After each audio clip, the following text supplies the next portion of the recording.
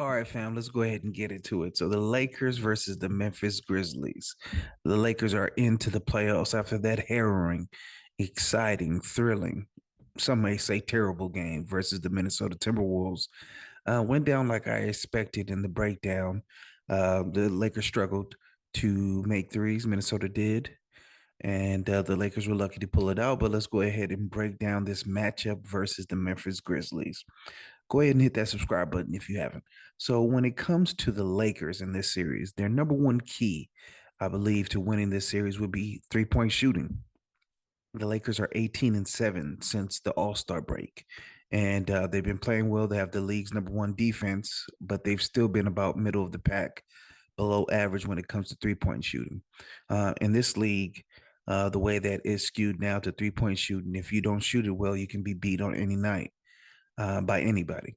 Now, Memphis isn't the greatest shooting team either, so they might not be in trouble like they were versus Minnesota, but they definitely need to make their 3-point shots. We're talking about Austin Reeves. We're talking about Jared Vanderbilt, which I'll talk about more in depth here in a second.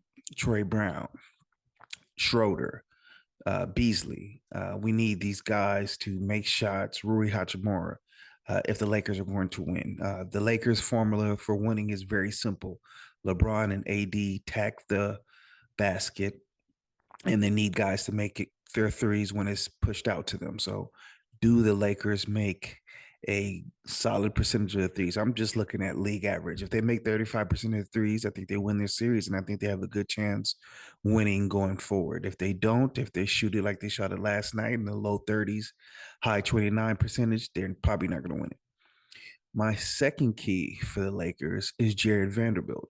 So Jared Vanderbilt is someone who's brought great defensive intensity to the team. If you watch the Dallas game when he first got onto the team, the game that I believe it was LeBron got hurt, he won that game. He turned around that game. The Lakers were down 20.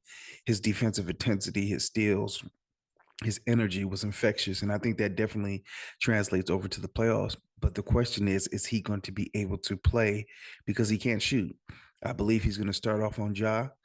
Athletically, he can keep up with him, but what does he do on offense? Are they going to leave him alone? Can he make enough corner threes that he can keep the defense respectable? Or does he start roaming and diving in the paint and getting in LeBron and AD's way when they start to drive? That's a question that definitely needs to be answered, because if he can't play, the Lakers' options for guarding Ja in the series start to get pretty bad. So can Jared Vanderbilt make enough shots and provide enough offense to keep the Memphis Grizzlies respectable? And finally, the Lakers' third key is Austin Reeves. Austin Reeves has been the third best player during the stretch. This is his first playoff appearance. As you know, if you follow my content, big believer that certain players in the regular season, they're turning pumpkins when the playoffs come. The pressure comes, the clock strikes midnight, Cinderella loses their glass slipper, and they start to struggle. This is his first taste of the postseason now. He is a player like LeBron and Anthony Davis that he attacks the paint. He gets a lot of free throws. That's something that can settle a player down when the playoffs comes. If you're not just a jump shooter and you're living and dying with your jump shot, but you get easy points to settle you in, that's a good way to start. But they're going to need his production.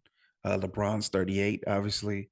So to ask him to carry the Lakers without extended help for stretches is going to be big. So Austin Reeves, in a similar vein, D'Angelo Russell, he was terrible last night. They need his help now.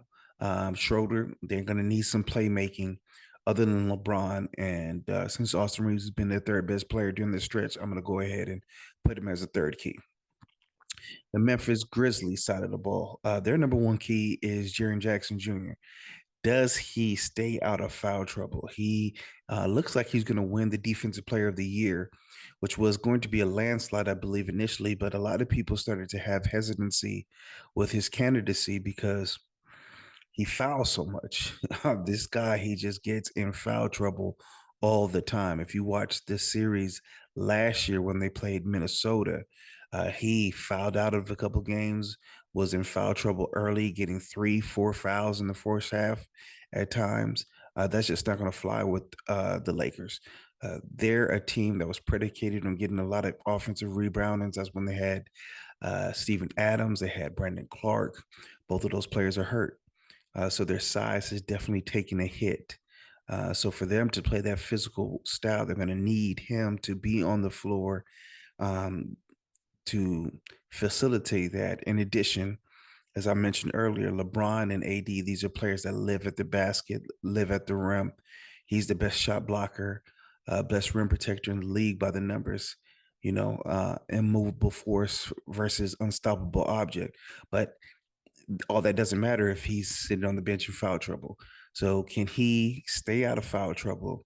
They're also going to need some offense from him because that offensive rebounding game that I talked about is gone now. They're going to just need some pure scoring. And he showed the ability to do that when Ja was out. So Jaren Jackson Jr. is definitely the number one key for the Memphis Grizzlies. The second key for the Grizzlies has to be the center is Xavier Tillman. So he is the starting center now that Steven Adams is out. Brandon Clark is out. He's played solid in spot duty. He's always been a good energy guy, good locker room guy. I always thought that he was undervalued and maybe he should be looking to get traded, but he never complained and he always stepped up when his name was called. Now this is a bigger opportunity for him. He's probably going to have to start out on Anthony Davis to allow Jaren Jackson Jr. to roam and to defend the rim as a help side defender. Can he hold up versus Anthony Davis? If Anthony Davis completely dominates that matchup and they have to switch it to Jaren Jackson Jr. or they have to go small with Jaren Jackson Jr. as a center, that takes away Jaren Jackson Jr.'s efficiency as a rim protector and a shot blocker because he's going to have to deal with Anthony Davis and he can't just roam. Another thing for Tillman is he's a solid corner 3-point shooter. This is a team that struggled with shooting, struggled to score points. If he can provide them with solid corner 3-point shooting as well as the defense on Anthony Davis, I think that plays huge dividends. I don't think he can hold up, but we'll see. This is where you learn about players in the playoffs. So I would say he's the second key. And finally, the agitator, the instigator, Dylan Brooks. He is one of those players that, my isms, he looks like a borderline all-star some games, and then he looks like a crackhead some other games. And he tends to skew more on the crackhead side. He takes ridiculous shots. You're just looking at it like, man, what are you thinking? What are you doing? So what does he play like in this series? Does he play under control? Does his emotions get the best of him? Remember that whole thing with Shannon Sharp started with him earlier in the season. So does he play under control? In addition to that, uh, offensively, he takes these wild shots. Does he rein it in? Can he make these shots? Does he get hot for a series? Defensively, he's going to probably have the assignment on LeBron. And this is a different assignment than the ones that he's had before, where he's really shined versus Harden versus Steph Curry, because you're playing LeBron, someone who's he given up about a couple inches and maybe 40, 50 pounds to. Uh, LeBron generally doesn't like to do this in the regular season, but in the postseason, he likes to play bully ball. It takes a lot of his energy and a lot of his um, explosiveness away, but it's very effective. Can Dylan Brooks hold up to that type of basketball? Usually he guards guys on the perimeter. This is going to be different where I think LeBron's probably going to take him down and post him up a couple times. Can he hold up? And then can he play under control offensively? So prediction time, I'm going to go with the Lakers in 5. I think this is going to be a pretty quick series. I just don't think Memphis matches up really well with them. I talked about unstoppable force versus a movable object, and the immovable object, which was the Memphis Grizzlies, due to their offensive rebound and due to their size and physicality, has taken a hit without Steven Adams and Brandon Clark. I think they have answers to guard Memphis, and I don't think Memphis has those same answers versus the Lakers. And, I talked about the variance of 3-point shooting that kept Minnesota in that game last night. That's just not something that Memphis has to their advantage. They don't have that shooting. So I'm just going to go ahead and go with the Lakers in 5. I think this is going to be a pretty quick and easy series for the Lakers. All right. Let me know what you think. Leave me a comment. I respond to all the comments.